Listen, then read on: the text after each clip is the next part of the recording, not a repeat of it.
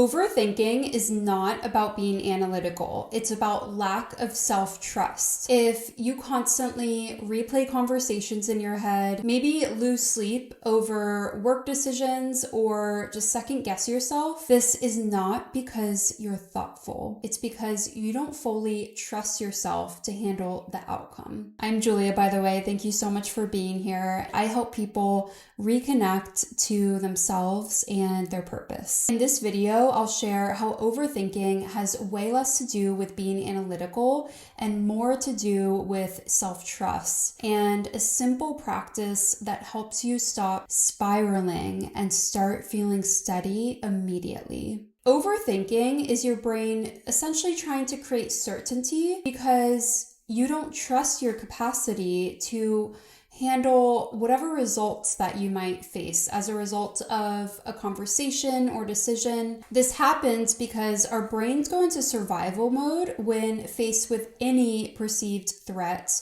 no matter how small it may actually be. And when you don't trust yourself to handle feedback, embarrassment, or imperfection, your brain tries to solve it on its own.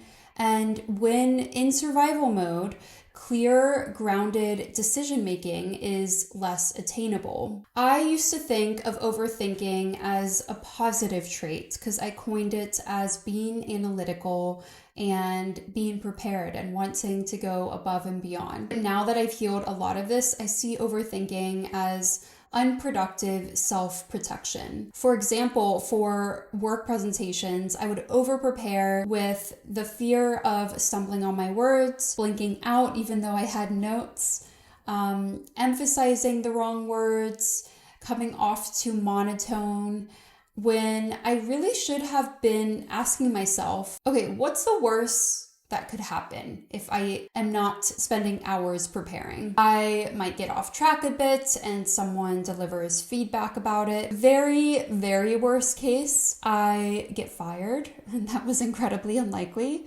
for these mistakes that seemed so large and daunting at the time. And all, that was incredibly unlikely to happen, getting fired, but I just didn't trust myself to handle whatever outcome I might be faced with. Self-trust is not believing that nothing will go wrong.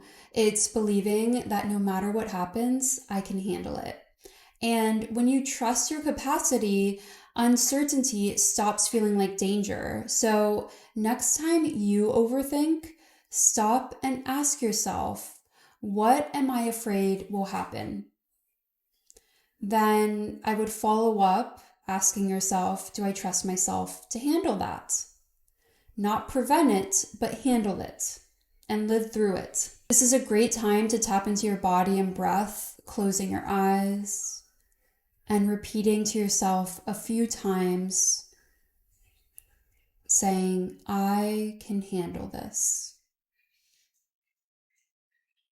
Keeping in mind that usually 90-95% of the time, what we worry about doesn't actually ever come to fruition. I do want to mention we all have different wirings, different nervous systems, different brains, and sometimes the fear and anxiety is so deep that it's going to take a deeper practice than with the practice that I just walked through with you.